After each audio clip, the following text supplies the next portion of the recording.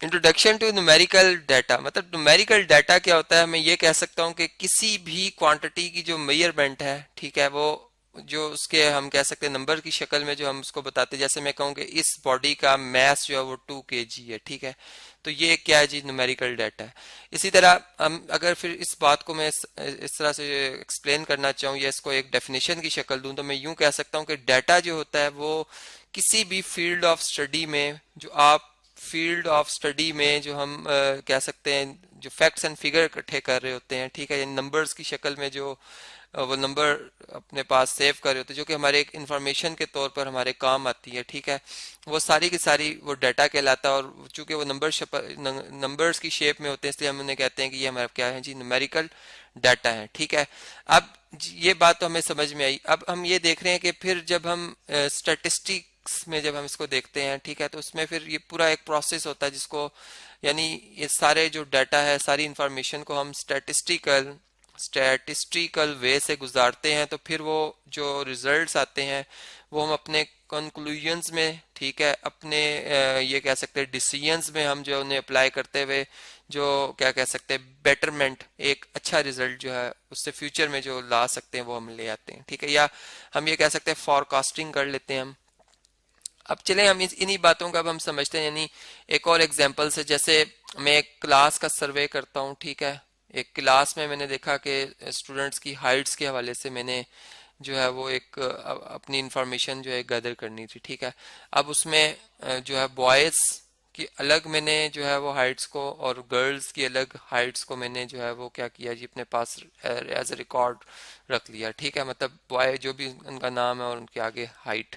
अब वो सेंटीमीटर्स में मैं मेजर कर रहा हूँ, ठीक है, या इंचीज में, वो एक अलग बात है। स्केल भी हम डिफाइन कर लेते हैं साथ में, ताकि हमें जो इन्फॉर्मेशन है उसको सही सही से पता हो कि हम किस अंदाज में उसको बयान करें। फिर इसी तरह अगर मैं जो है वो यही वाली इंफॉर्मेशन जो है अब एक गवर्नमेंट जो है लेवल पर अगर इकट्ठी कर रहा हूँ, मतलब इस तरह से कि मैं ये देखता हूँ कि रावलपिंडी की चले हम बात करते हैं, रावलपिंडी जो कि पाकिस्तान का एक हम कह सकते एक डिस्ट्रिक्ट है, ठीक है, एक तहसील भी है, ठीक है। अब हम इसमें इस तरह से कहते हैं कि जी रावलपिंडी में फर्ज करें मेडिकल मेडिकल जो कॉलेजेस हैं वो कितने हैं, ठीक है, मेडिकल कॉलेजेस उनकी सारों की तादाद हम देख लेते हैं। या फिर हम यहाँ पर देखते हैं जी इंजीनियरिंग जो कॉलेजेस हैं वो कितने हैं, ठीक है। या फिर हम ये देख लेते हैं कि यहाँ पर जो हॉस्पिटल्स हैं, हॉस्पिटल्स जो है वो कितने हैं, और फिर उन हॉस्पिटल्स में हम ये बात करेंगे कि फिर डॉक्टर्स जो हैं, मतलब जो खास कह सकते हैं स्पेशलिस्ट डॉक्टर्स होते हैं, ये खास जो डिजीज पे वर्क करते हैं वो कितने हैं, मतलब एक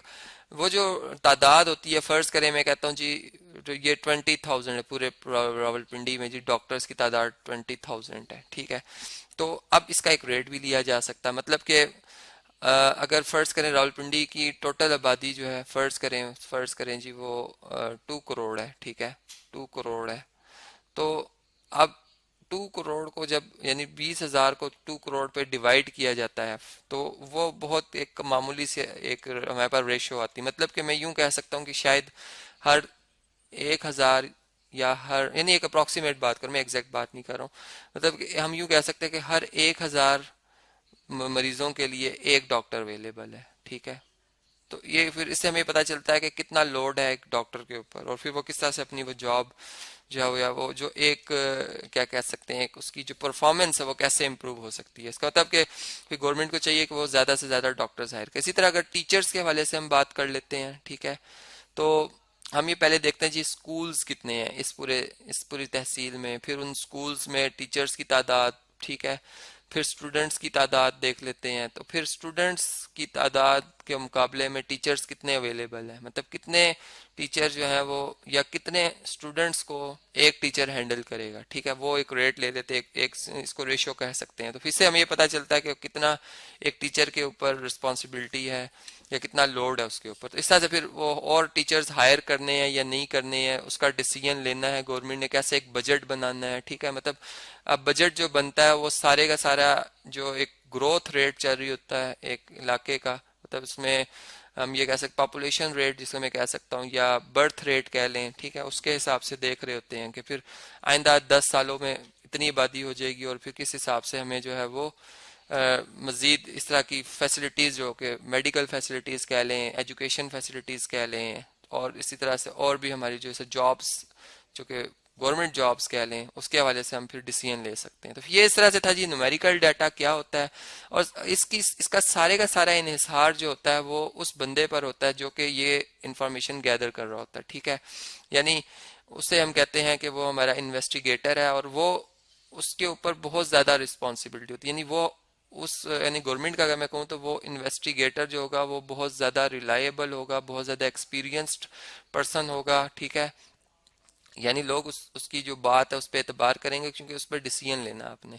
तो इस तरह से फिर वो जो इन्फॉर्मेशन इकट्ठी करेगा वो फिर एक बिल्कुल एक मैनेजेबल वे से गुजार के उसको इकट्ठा करेगा। यानी इस तरह से नहीं होगा कि गलत इन्फॉर्मेशन